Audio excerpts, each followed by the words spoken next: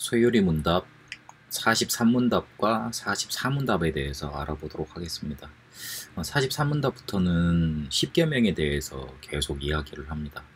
그런데 10계명의 1계명이 무엇입니까? 거기서 우리가 얻을 수 있는 교훈은 뭡니까? 말하는 건 뭡니까? 그러면서 이렇게 맞물려 있습니다. 짝수, 홀수 이렇게 문답 그러면서요.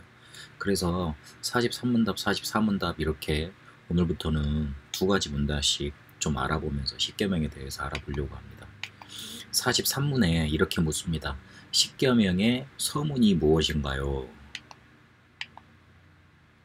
10계명의 서문에는 이렇게 나와 있습니다. 다음과 같습니다. 이렇게 말을 합니다. 나는 너희 하나님이니 너를 종 되었던 집 애굽 땅에서 나오게 한 자로다. 10계명을 주실 때 그러면 어떤 때 주셨는가 그거를 밝히는 게 10계명의 서문에 나와 있죠. 나는 이런 하나님인데 너희는 이런 상태에서 건짐을 받았다. 그런 걸 선포하시면서 10계명을 주셨죠. 그러니까 출애굽 당시에 주었던 게 바로 10계명이라고 10계명의 서문에 이렇게 못을 받고 이야기를 하고 있습니다. 그러면 44문에는 그 서문이 우리에게 무엇을 가르치나요? 10계명의 서문이 우리에게 가르치는 것은 하나님께서 주이시고 우리 하나님이시고 구속자이시므로 우리가 그의 모든 계명을 마땅히 지켜야 한다는 것입니다. 그렇게 답을 했습니다. 마땅히 이렇게 질문하고 답할 바인데 더 중요한 건 10계명이 왜 우리에게 주어졌고 그리고 10계명이 주어진 때가 출애굽할 당시인 건데 그러면 왜 출애굽을 해야만 했었는지 좀 정확하게 알아봐야 하겠습니다. 이스라엘 백성이 애굽으로 갔기 때문에 노예가 됐기 때문에 또 출애굽을 하게 됐습니다. 그러면 왜 애굽으로 가게 됐습니까?에 대해서 알아봐야 합니다. 창세기 45장 5절을 보니까 요셉이 형들이 잘못해서 내가 애굽에 온 게 아니고 하나님이 나를 이곳에 보내셨다. 우리의 생명을 보존하기 위해서 나와 당신들의 생명을 보존하기 위해서 하나님이 보내게 하셨다. 애굽으로 하나님이 보게 하신 게 맞는데 그럼 왜 그렇게 가게 하셨느냐? 족장들이 가지고 있는 신앙에 대해서 조금 살펴봐야 합니다. 족장들은 복음을 붙잡았습니다. 그런데 그 이전에 복음을 왜 붙들어야 되는가에 대해서 명확하게 알고 있었습니다. 창세기 1장 2절에 흑암혼돈 공허라는 사실을 제대로 알았고요. 그리고 거기에 대한 하나님이 주신 해결책인 1장 3절의 빛에 대해서 알았습니다. 창세기 3장 5절에 인간이 하나님을 떠나게 됐지 않습니까? 그런데 창세기 3장 15절에 여자의 후손에 대해서 명확하게 알았습니다. 창세기 4장 4절에서 5절까지 보니까 가인이 피 없는 제사 드리다가 멸망했죠. 피 없는 제사 드리니까 자기에게 일어나는 죄를 다스릴 수 있는 힘이 안 생기죠.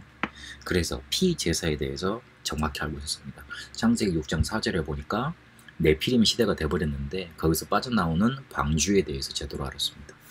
아브라함이 바벨탑 사건으로 인해서 자꾸 사람들이 하나님께 반역하는데 가나안 땅으로 가서 복음을 제대로 붙잡고 새롭게 시작해야 될 이유에 대해서 제대로 붙잡았습니다. 우리는 복음을 붙잡았다 그러는데 복음을 왜 붙잡아야 되는가 그 이유에 대해서는 명확하지 않는 것 같습니다. 단순히 자기가 멸망했기 때문에 실패했기 때문에 갈급했기 때문에 복음을 하나님이 우리에게 주신 줄로 압니다. 그렇지 않습니다. 성경은 분명히 우리가 복음이 꼭 필요한 이유에 대한 영적인 문제에 대해서 그리고 그 근본에 사로잡고 있는 사단에 대해서 그 사단이 우리에게 한 일 죄에 대해서 명확하게 밝히고 있습니다. 그 죄가 우리 속에 나타나서 우리 인간이 멸망에 빠지게 된 거고 저주받게 된 겁니다. 하나님은 족장들에게 단순한 복음을 주시지 않으셨습니다. 여자의 후손 그리고 방주 가나안으로 가라 이 말을 했을 때 아브라함이 알아들었습니다. 그래서 그 알아들은 말을 이삭에게 전달하지 않습니까? 하나님이 더 확실하게 만들기 위해서 모리아산에서 수양을 보여주심으로 그리스도에 대해서 메시아에 대해서 확실하게 이삭한테 각인시켜 주시지요. 그게 또 야곱에게 전달이 되고 또 그게 요셉에게 전달이 됩니다. 그게 흘러 전달이 되어서 누구에게 전달이 됐느냐? 모세에게 전달이 됩니다. 모세가 창세기를 기록했다는 거에 대해서 우리가 좀 살펴봐야 됩니다. 우리 마음속에 조금 깊게 생각해 봐야 됩니다. 창세기 3장 문제에 대해서 창세기 3장에서 나타난 그 사단의 전략에 대해서 족장들이 알고 있다가 전달 해가지고 누구한테까지 가게 됐냐면 모세에게까지 가게 된 겁니다. 족장들이 복음도 붙잡았지만 복음 붙잡아야 되는 이유에 대해서 명확히 알았다는 겁니다. 그러면 이 사실을 족장들만, 이스라엘 백성만 알고 있지 말고 히브리 민족만 알고 있지 말고 전 세계에 전달되는 걸 하나님은 원하셨습니다. 그 당시에 강대국이 애굽이었으니 그 애굽을 통해서 전 세계에 영향을 미칠 수 있는 거는 요셉이 총리가 되고 그리고 어떤 사건을 통해서 전달될 수 있는 전 세계 기근이었죠. 그걸 통해서 전달되기를 하나님은 원하셨습니다. 그래서 기근도 만들어내시고 기근을 만들어내서 그 근방에 있는 사람들은 요셉에게 쌀을 사러 와서 저 사람이 어떻게 그 이방인인데 총리가 되었느냐? 하나님 믿는 사람인데 이리 해서 애굽의 기근을 막고 쌀이 여기에 풍족하단다. 그러면서 복음 증거하게 하셨습니다. 하나님은 이거를 제대로 붙잡은 복음 그리고 그 이유를 제대로 알고 있는 족장들을 통해서 흘러나왔던 이 복음에 대한 사실을 전 세계로 알리기 위해서 강대국으로 데려가실 수밖에 없습니다. 그 이후에 그러면서 일어났던 과정들이 그 족장들에게 일어났던 일이고 창세기입니다. 여기서 우리가 알 수 있는 건 복음 가진 자가 나오면 쉽게 개혁이 일어나고 쉽게 하나님의 기적이 일어나고 쉽게 복음 전도되는 일들이 일어난다는 겁니다. 그래서 이런 이유로 애굽에 갈 수밖에 없었는데 거기서 노예가 되어버렸습니다. 문제는 결과는 노예가 됐어요. 근데 여기서 다 회복을 했고 뭐 자기 생명들도 회복을 했고 잘 살고 몇십만을 거느려서 애굽의 정치적인 뭔가 이렇게 맞설 수 있는 그런 대항할 수 있는 세력이 됐는데 단 한 가지 언약을 상실한 겁니다. 앞에 말했던 그 복음과 그 이유에 대해서요. 그러니 정치 전략에 맞물려서 이스라엘이 노예가 될 수밖에 없었죠. 그리고 이스라엘을 완전히 말살시키는 그런 일들이 일어났습니다. 그게 결국은 누구의 전략이었습니까? 사단의 전략입니다. 이스라엘 백성의 씨를 완전히 말려버려가지고 이 복음을 아는 메시아가 다음에 와야 되는 이 민족을 없애버리면 복음이 끊어질 거니까 사단이 이렇게 말살시키고 노예되는 전략을 쓴 겁니다. 그러나 그거에 하나님의 계획이 있었습니다. 그 자체에 하나님의 큰 계획이 있었습니다. 사단이 아무리 발부름 쳐본들 하나님의 계획은 막지를 못했습니다. 그래서 전 세계에 하나님은 하나님의 이름을 나타내고 복음과 그 복음을 붙들어야 되는 이유를 나타낼 수 있는 전초전을 시작하신 겁니다. 누가 나타나도록 기다리시고 그리고 이 전초전을 준비해 놓고 누가 나타나길 기다리셨냐? 모세가 나타나기를 기다리셨습니다. 모세를 준비시켰습니다. 모세가 출애굽기 3장 18절의 피제사, 희생제사 거기에 대해서 알아들었습니다.